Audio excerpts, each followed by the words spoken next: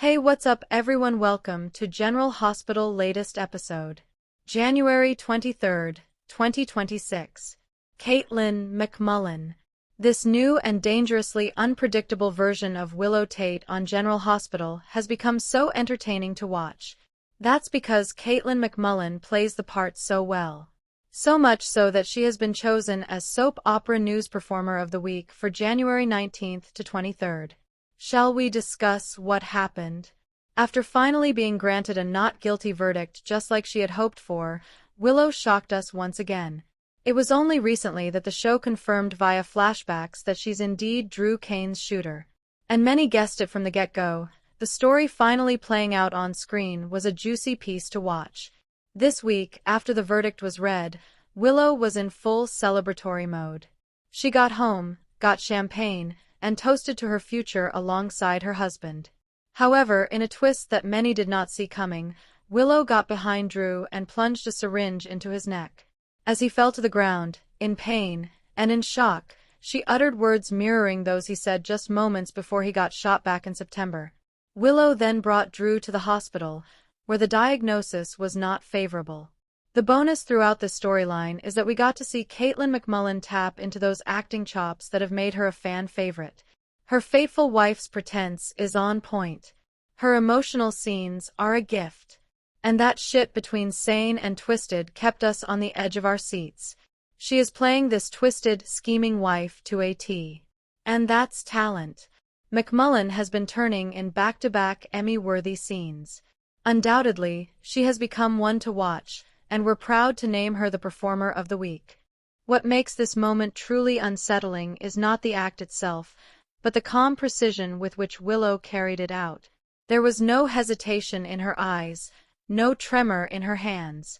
This was not a woman acting on impulse or panic. This was someone executing a decision she had already made long before the verdict was read. The champagne, the smiles, the illusion of relief, all of it was theater. And Willow Tate proved in that instant that she is no longer reacting to the chaos around her. She is orchestrating it. As Drew lay there, collapsing under the weight of what she had done, Willow did not spiral. She did not cry. She did not scream for help in terror. Instead, she watched. That brief pause, that measured silence, spoke louder than any confession ever could. It told us that this version of Willow understands power, understands control, and understands exactly how far she can push before anyone notices the monster hiding behind the mask. When she finally acted, it was not to save Drew out of remorse.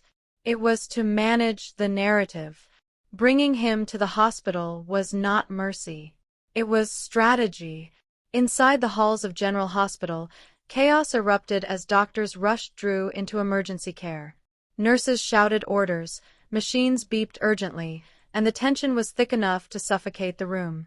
And yet, in the middle of it all, Willow slipped seamlessly back into her role. The devoted wife. The worried partner.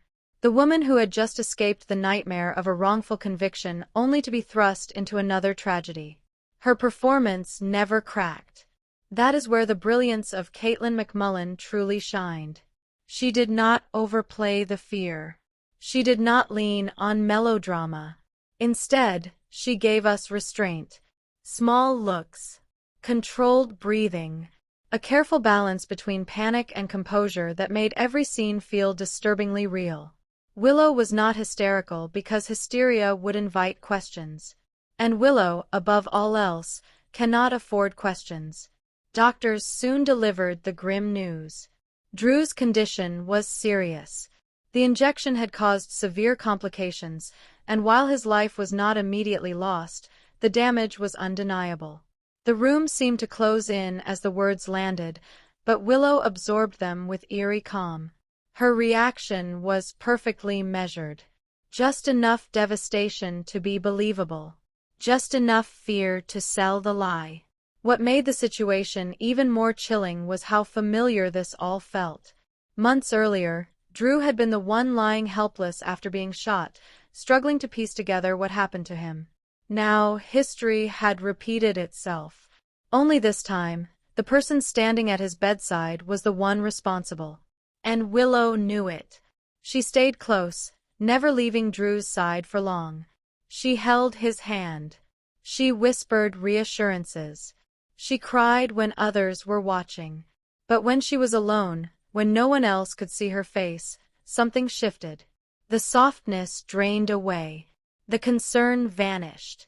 What remained was calculation. This storyline did something rare. It trusted the audience.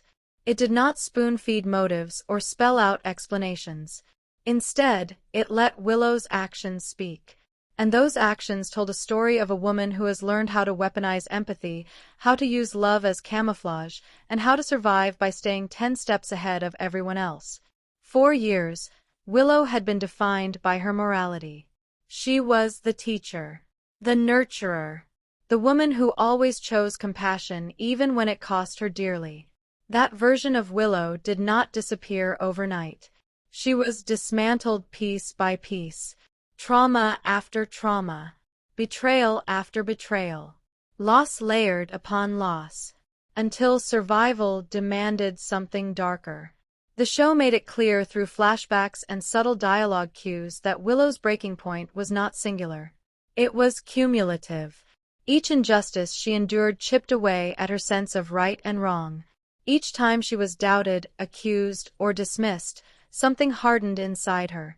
And by the time she pulled that syringe from her pocket, she was no longer asking herself whether it was wrong. She was asking whether it was necessary. Back at the hospital, suspicion lingered in the air, even if no one could quite name it yet. A few characters exchanged uneasy glances. A few questions went unanswered.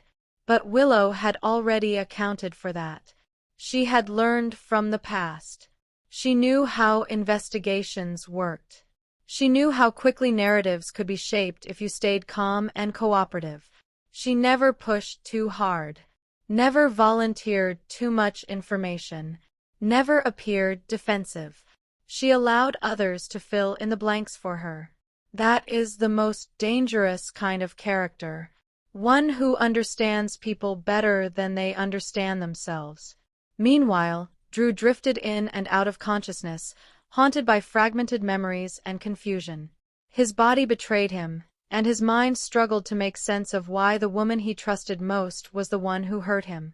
When he finally opened his eyes and saw Willow there, the look on his face was devastating. Relief mixed with doubt, gratitude tangled with fear. Willow met his gaze without flinching. She reassured him softly, brushing his hair back, telling him he was safe now. And in that moment, the power dynamic fully shifted. Drew was no longer the man with answers. He was the victim, dependent on the very person who nearly destroyed him. And Willow understood exactly how much leverage that gave her. What makes this arc so compelling is that it refuses to paint Willow as purely evil. The audience is constantly pulled into uncomfortable empathy. We remember who she was. We understand how she got here. And yet, we cannot ignore what she has become. That tension keeps every scene electric. The writing also allowed space for MacMullen to explore silence. Some of her strongest moments this week came when Willow said nothing at all. A lingering stare. A slow exhale. A pause just a second too long. These choices turned ordinary scenes into psychological chess matches. By the end of the week, it became clear that this story is not about whether Willow will get caught.